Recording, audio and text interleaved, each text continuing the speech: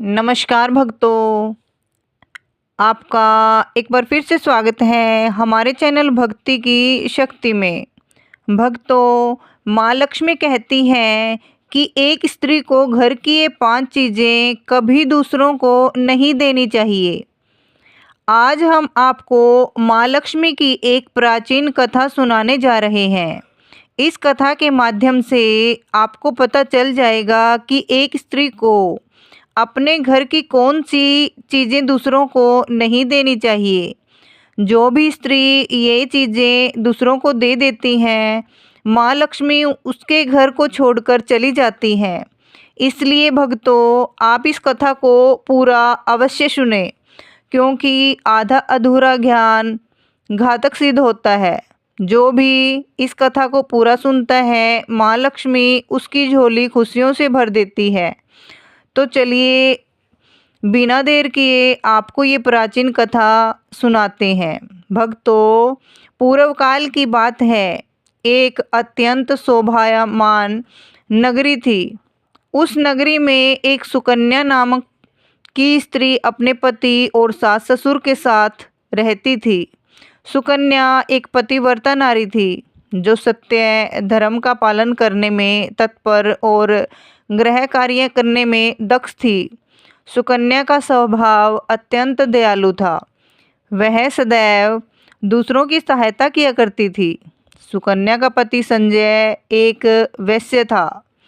उसकी अनाज की एक दुकान थी। वह बाजार में लोगों की ज़रूरत की चीज़ें बेचा करता था। सुकन्या अपने पति से बहुत अधिक प्रेम करती थी। वह अपने पति को ही परमेश्वर मानकर उसकी सेवा करती थी। सुकन्या नित्य पति से पहले जागती थी, अपने घर के आंगन को स्वच्छ करती थी, फिर रंगोली बनाकर आंगन की सजावट करती थी। उसके बाद वह अपने घर को स्वच्छ करती, फिर स्नान आदि कार्य संपन्न करके वह तुलसी को जल देती थी और देवी देवताओं का पूजन किया करती थी। इस प्रकार से वह रोज अपने नित्य कर्म करती थी। सुकन्या ने कभी किसी का अनादर नहीं किया। वह सभी के साथ मधुर वाणी में बातें करती थी। सभी लोग सुकन्या को देखकर कहने लगे थे कि ये तो साक्षात लक्ष्मी के समान गुण वाली स्त्री है। यह अपने परिवार का कितने अच्छे से ख्याल रखती है। इसके अलावा सुकन्या दान धर्म करते समय कभी अपने हाथ पीछे नहीं खींचती थी। उसके द्वार पर जो भी याचक आता, वह उसे दान दिए बगैर नहीं भेजती थी। उसके द्वार से कोई खाली नहीं जाता था। जो भी भूखा उसके द्वार पर आता, तो वह भरपेट भोजन करने के बाद ही लौटता था, जिससे उसके द्वार पर आए हुए सभी याचक अत्यंत प्रसन्न होकर उसे आशीर्वाद देकर लौट जाते थे। इतना ही नहीं, सुकन्या अपने पड़ोसियों की भी सहायता करती थी। उसके पड़ोस में जो भी गरीब और दुखी लोग रहते थे, उन्हें भी वह नित्य भोजन दिया करती थी। पड़ोसियों को जो जो चीज़ें लगती, सुकन्या बिना विचार किए ही दे दिया करती थी, जिस कारण से सुकन्या के पड़ोसी भी उसका बहुत अधिक सम्मान करते थे। वे कहते थे, आहो, यह सुकन्या तो साक्षात देवी है। देवी साक्षात माँ अन्नपूर्णा ने ही सुकन्या के रूप में जन्म लिया है। लोग जब भी सुकन्या की प्रशंसा करते, तो वह सभी उसके विषय में अच्छी बातें ही किया करते। लेकिन लोगों की बातें सुनकर भी सुकन्या ने कभी घमंड नहीं किया। वह उन सभी से आदर और सम्मान से ही बातें किया करती थी। फिर एक दिन की बात है, सुकन्या की एक पड़ोसन उसके घर पर आती है। सुकन्या उसका स्वागत करती है और बड़े प्रेम से उससे कहती है, आज किस कारण से तुम्हारा मेरे घर पर आगमन हुआ है? यदि कोई वस्तु चाहिए तो मुझसे मांग लो, मैं तुम्हारी अवश्य मदद करूंगी।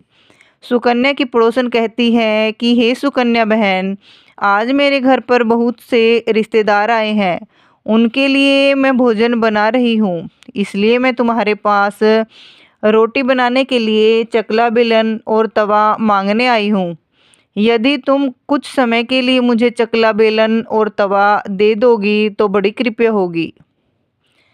मैं काम हो जाने के बाद तुम्हें जल्दी ही लौटा दूंगी। सुकन्या कहती है, हे बहन, इसमें क्या बड़ी बात है। अभी मुझे चकला बेलन की आवश्यकता भी नहीं है, इसलिए तुम मेरा चकला बेलन और तवा ले जा सकती हो। रुको, मैं अभी तुम्हें लाकर देती हूँ। फिर सुकन्या रसोई घर में जाती है और रसोई घर से चकला बेलन और तवा लाकर उस पड़ोसन को देती है। तब पड़ोसन कहती है, हे बहन, तुम्हारा बहुत बहुत धन्यवाद। आज तुमने मेरा काम सफल कर दिया। मैं अपने मेहमानों को भोजन कराकर तुम्हारा चकला बेलन जल्दी से लौटा देती हूँ। सुकन्या कहती है, हे बहन, चिंता की कोई बात नहीं है। जब तुम्हारा कार्य पूर्ण हो जाएगा तब तुम मुझे लौटा देना। फिर वह पड़ोसन सुकन्या का चकला बेलन और तवा लेकर चली जाती है। कुछ समय बाद अन्य एक स्त्री सुकन्या के घर पर आती है।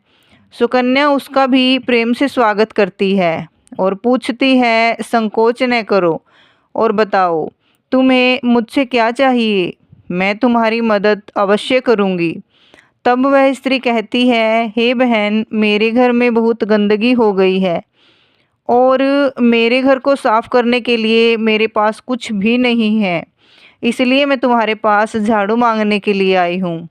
यदि तुम्हें कोई समस्या ना हो तो कृपया करके मुझे अपने घर की झाड़ू दे दो।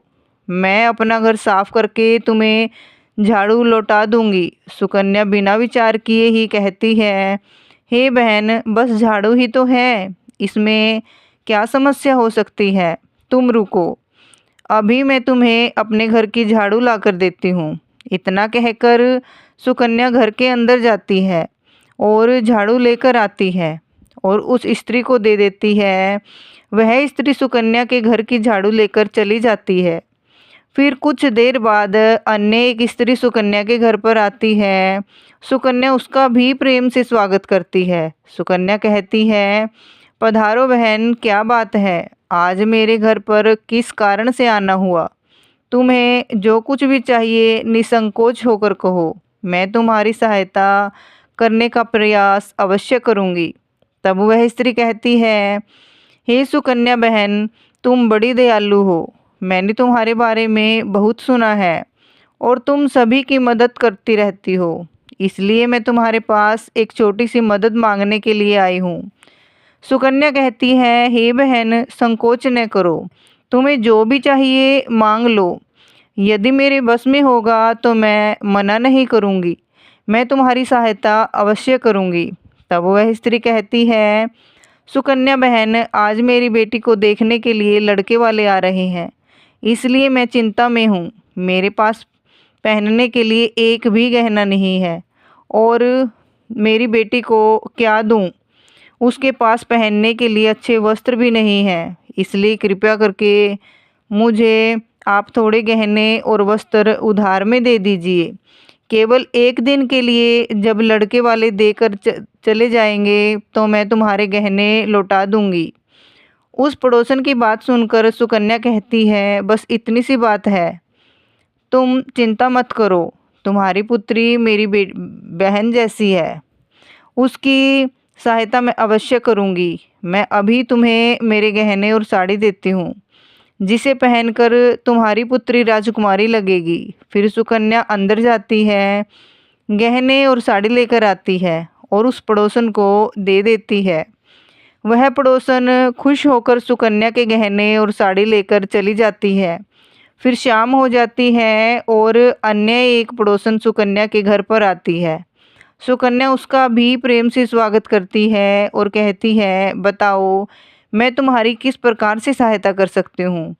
तुम्हें जो भी चाहिए निसंकोच होकर मैं तुम्हारी मदद अवश्य करूँगी। वह पड़ोसन कहती है, हे सुकन्या बहन, तुम बड़ी दयालु हो और तुम सभी की मदद करती हो, इसलिए मैं तुम्हारे पास आई हूँ। मेरा बच्चा भूखा है और उसे पिलाने के लिए दूध नहीं है, इसलिए मैं तुम्हारे पास दूध मांगने के लिए आई हूँ। अगर थोड़ा सा दूध मिल जाता तो बड़ी कृपया होती। सुकन्या कहती है, अरे बहन, इसमें कौन सी बड़ी बात है, लो अभी मैं तुम्हें दूध देती हूँ। सुकन्या रसोई घर में जाती है और थोड़ा सा दूध लेकर आती है और उस पड़ोसन को दे देती है। वह पड़ोसन खुशी से उस दूध को लेकर चली जाती है।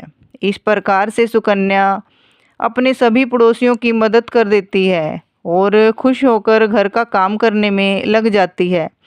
फिर रात होते ही उसका पति घर पर लौट आता है। सुकन्या अपने पति को प्रणाम करती है और उसकी खूब सेवा करती है। रात को दोनों पति पत्नी आनंद से सो जाते हैं। फिर दूसरे दिन में जागते हैं तो उन्हें एक बहुत ही बुरी खबर कानों में पड़ती है। एक आदमी दौड़ते हुए सुकन्या के घर पर जाता है और सुकन्या के पति से कहता है कि हे भाई, कल रात को किसी ने आपकी दुकान लूट ली है, सारा माल गायब है। सुकन्या का पति एकदम से घबरा जाता है और दौड़ते हुए अपने दुकान पर जाता है तो देखता है उसका सारा माल किसी ने लूट लिया है। वह देखता है कि उसके दुकान में रखा हुआ सारा धन भी चोरी हो चुका है। वह दुखी और निराश होकर घर पर लौटता है और सुकन्या को सारी बात बताता है, जिसे सुनकर सुकन्या बहुत दुखी हो जाती है। सुकन्या कहती है, आप चिंता न कीजिए जी, हमारे घर में अभी बहुत सारा धन रखा हुआ है जिससे आप फिर से व्यापार शुरू कर सकते हैं। फिर सुकन्या अपने घर की तिजोरी में देखती है तो वह भी पूरी तरह खाली दिखाई देती है। उसके अंदर का भी सारा माल अब चोरी हो चुका था। यह देखकर सुकन्या बहुत दुखी हो जाती है। उसे समझ में नहीं आता कि यह कैसे हुआ। सुकन्या का पति उस पर बहुत क्रोधित हो जाता है और पूछता है, सुकन्या सच सच बताओ, हमारे घर के अंदर रखा हुआ सारा पैसा कहाँ गया? सुकन्या कहती है, हे स्वामी, मैं घर पर ही थी, सारा धन तिजोरी में ही था, किसने इसे चुरा लिया पता नहीं। कृपया आप शांत हो जाइए, हम कोई ना कोई उपाय जरूर ढूंढ लेंगे। सुकन्या का पति कहता है, यह जो तुम दूसरों लोगों को घर पर बुलाकर खिलाती हो, अनजान लोगों को घर में बुलाती हो, उसी का फल है ये। यह उन्हीं में से किसी ने हमारे घर का सारा पैसा चुरा लिया है। क्रोध में आकर सुकन्या का पति उसे भला बुरा कहता है। सुकन्या की सास भी उसे बहुत कोसती है और कहती है, तुम ही पड़ोसियों को घर की चीज़ देती रहती हो, बिना सोचे किसी की भी मदद कर देती हो। उन्हें में से किसी ने सारा पैसा चुरा लिया है। घर के सभी लोग सुकन्या को भला बुरा कहने लगते हैं। फिर सुकन्या अपने पति को दिलासा देते हुए कहती है, हे नाथ, मैंने मेरे कुछ गहने हमारी पड़ोसन को दिए हैं, मैं उसके पास से गहने लेकर वापस आती हूँ। फिर सुकन्या उस गरीब पड़ोसन के घर जाती है तो देखती है उसके घर पर कोई नहीं था। वह स्त्री भी घर छोड़कर सुकन्या के गहने लेकर भाग गई होती है। सुकन्या निराश होकर घर पर लौटी और अपने पति को सारी बात बता देती है। सुकन्या की बात सुनकर उसका पति आग बबूला हो जाता है और सुकन्या को भला बुरा कहने लगता है। सुकन्या का पति कहता है, हे सुकन्या, तुम बड़ी मूर्ख हो, तुम्हारे ही कारण हमारा सारा धन वैभव चला गया है। तुम्हारे दान देने की आदत के कारण ही हमारे ऊपर ये मुसीबत आन पड़ी है। अब तू इस घर में नहीं रह सकती, तू अभी इसी क्षण इस घर को छोड़कर चली जा। सुकन्या कहती है, हे नाथ, आपके सिवा मेरा इस दुनिया में कोई नहीं है, मैं आपको छोड़कर कहाँ जाऊँ? सुकन्या का पति कहता है, तू कहीं पर भी जा, लेकिन अब इस घर में तू नहीं रह सकती। तेरे ही कारण मेरा सब कुछ बर्बाद हो गया है। तू इस घर में रहेगी तो बचा हुआ सब कुछ नष्ट हो जाएगा। सुकन्या अपने पति को हाथ जोड़कर विनती करने लगती है कि हे स्वामी, ऐसा ना कहिए, मैंने कोई अपराध नहीं किया है, आपके बगैर मैं जीवित नहीं रह सकती। मुझ दासी को आप घर से मत निकालिए। लेकिन सुकन्या का पति उसकी एक भी नहीं सुनता है और उसे अपने घर से धक्के मार कर निकाल देता है और कहता है, अब तुम इस घर में नहीं रहोगी, यहाँ से चली जाओ और लौट कर मत आना, चाहे तो किसी नदी में कूदकर अपनी जान दे देना, लेकिन अब तू इस घर में मेरे साथ नहीं रह सकती।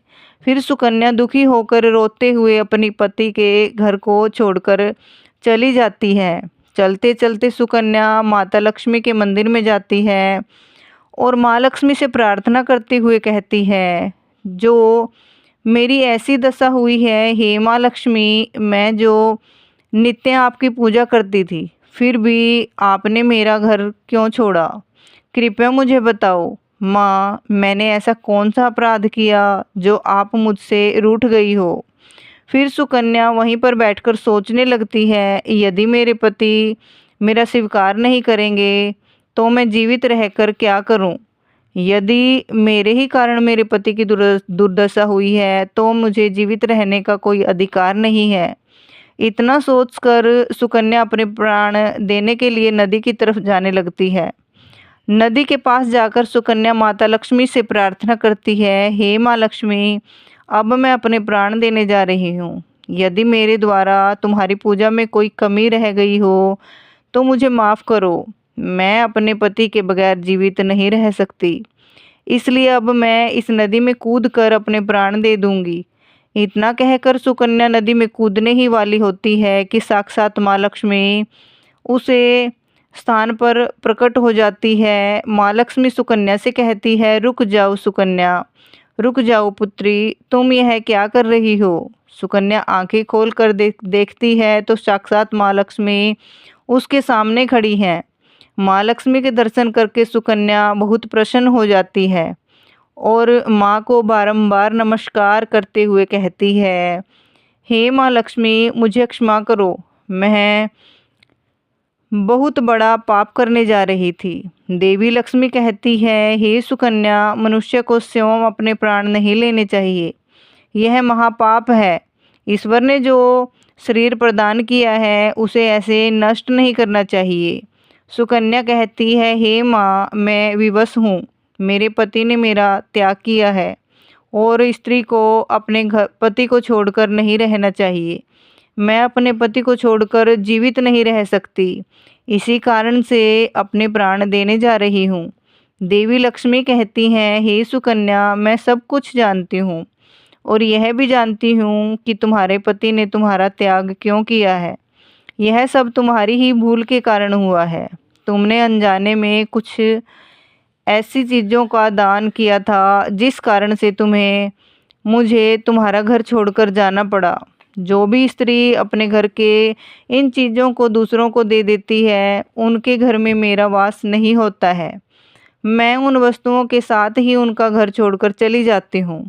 तब सुकन्या कहती है, हे माँ, ऐसी वह कौन सी वस्तुएं हैं, कृपया आप मुझे बताइए। देवी लक्ष्मी कहती है, हे पुत्री, अब तुम ध्यान से सुनो। मैं तुम्हें उन चीज़ों के बारे में बताती हूँ जो किसी भी स्त्री को दूसरों को नहीं देनी चाहिए।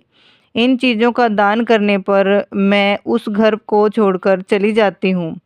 हे सुकन्या, सबसे पहली वस्तु है चकला बेलन और तवा। किसी भी स्त्री को अपने घर का चकला बेलन और तवा कभी दूसरे को नहीं देना चाहिए। रसोई घर में इन वस्तुओं का महत्व सबसे अधिक होता है। इन वस्तुओं की पवित्रता सदैव ही बनी रहनी चाहिए। इन्हीं वस्तुओं से भगवान विष्णु को प्रसाद बनाया जाता है और तवे पर बनी पहली रोटी भी गाय को खिलाई जाती है। इसलिए इन वस्तुओं को हमेशा स्वच्छ और शुद्ध रखना चाहिए। दूसरों को देने पर यह अपवित्र हो सकती हैं और फिर इनका उपयोग करना अशुभ फल प्रदान करता है। इसलिए सुकन्या, तुमने अपने रसोई के चकला बेलन और तवा अपनी पड़ोसन को देकर पहली सबसे बड़ी भूल की है। आगे माँ लक्ष्मी कहती है, हे सुकन्या, अब तुम दूसरी वस्तु के विषय में सुनो। तुमने अपनी पड़ोसन को अपने घर में रखी हुई झाड़ू ही दे दी, जिस वस्तु में मेरा सदैव वास होता है। जो वस्तु मुझे सबसे अधिक प्रिय है, तुमने उसे ही दूसरे को दे दिया, तो फिर मैं तुम्हारे घर में कैसे ठहरती? हे सुकन्या, जो स्त्री अपने घर की झाड़ू दूसरों को दे देती है, मैं उसके घर को त्याग देती हूँ। झाड़ू से घर की स्वच्छता की जाती है और जहाँ पर स्वच्छता होती है उसी स्थान पर मेरा वास होता है। ध्यान में रखना सुकन्या, घर में झाड़ू को हमेशा छुपा कर रखना चाहिए। झाड़ू पर बाहरी व्यक्ति की दृष्टि भी नहीं पड़नी चाहिए। झाड़ू एक अत्यंत पवित्र वस्तु है, इसे पैर नहीं लगना चाहिए। माँ लक्ष्मी कहती है, हे सुकन्या, अब तुम तीसरी वस्तु के विषय में सुनो, जो एक स्त्री को कभी दूसरों को नहीं देनी चाहिए। वह वस्तु है आभूषण। एक स्त्री को अपने आभूषण कभी अन्य महिला को नहीं देने चाहिए। मैं सदैव ही आभूषणों में वास करती हूँ। स्त्री के 16 श्रृंगार में गहनों का बहुत अधिक महत्व है। एक विवाहित स्त्री को अपने आभूषण कभी अन्य स्त्री को पहनने के लिए नहीं देने चाहिए। जो स्त्री अपने आभूषण अन्य स्त्रियों को दे देती हैं, उसके जीवन में दुर्भाग्य आता है। हे सुकन्या, अब मैं तुम्हें चौथी वस्तु के विषय में बताती हूँ। किसी भी मनुष्य को शाम हो जाने के बाद कभी सफ़ेद रंग की वस्तुओं का दान नहीं करना चाहिए, किंतु तुमने शाम के समय दूध का दान किया था। शाम को दूध का दान करने से जीवन में दुर्भाग्य आता है। शाम को सफ़ेद रंग की चीज़ दान करने से मनुष्य के जीवन में अशुभ फल आता है। माँ लक्ष्मी कहती है, हे सुकन्या, अब मैंने तुम्हें उन वस्तुओं के बारे में बता दिया है जिनका कभी दान नहीं करना चाहिए। यह वस्तुएं कभी दूसरों को उधार में अथवा उपयोग के लिए नहीं देनी चाहिए। सुकन्या कहती है, माँ लक्ष्मी, मुझे बड़ी भूल हो गई है। मैं इन बातों में से अनजान थी। कृपया मुझे क्षमा करो और मुझे माफ़ कर दीजिए। देवी लक्ष्मी कहती है, हे सुकन्या, तुमने प्रायश्चित पहले ही कर लिया था, इसलिए अब तुम अपने घर पर लौट जाओ। मैं तुम्हें तुम्हारा संपूर्ण वैभव और धन संपत्ति लौटा देती हूँ। इतना कहकर माँ लक्ष्मी उस स्थान से अंतर्ध्यान हो जाती है। फिर सुकन्या भी माँ लक्ष्मी को धन्यवाद करती हैं और उस स्थान से घर की तरफ जाने लगती है। तभी उसका पति ढूंढते हुए उसी की तरफ आ रहा होता है। वह सुकन्या के पास आकर उससे क्षमा मांगता है और कहता है, हे सुकन्या, मुझे माफ़ करो। मैंने तुम्हें बहुत भला बुरा कहा था। तुम तो साक्षात देवी के समान हो। माँ लक्ष्मी की कृपा से हमें अपना सारा धन वैभव वापस मिल गया है। जिन लोगों ने हमारा धन लूटा था, उन सभी ने हमारा धन हमें लौटा दिया और तुम्हारा नाम लेते ही क्षमा मांग ली। यह सुनकर सुकन्या बहुत प्रसन्न होती है और अपने पति के साथ घर पर लौट आती है। माँ लक्ष्मी की कृपा से सुकन्या के घर में फिर से सुख समृद्धि आती है और उसके बाद से सुकन्या ने अपने घर की ये चीज़ें कभी दूसरों को नहीं दी। तो भक्तों, आपको ये वीडियो, कथा और ये जानकारी कैसी लगी, तो प्लीज़ एक छोटा सा कमेंट करके ज़रूर बताएं। और ऐसे ही धार्मिक कहानियाँ सुनने के लिए हमारे चैनल को सब्सक्राइब करें और वीडियो को लाइक और शेयर ज़रूर करें। धन्यवाद। राधे राधे। जय श्री कृष्ण।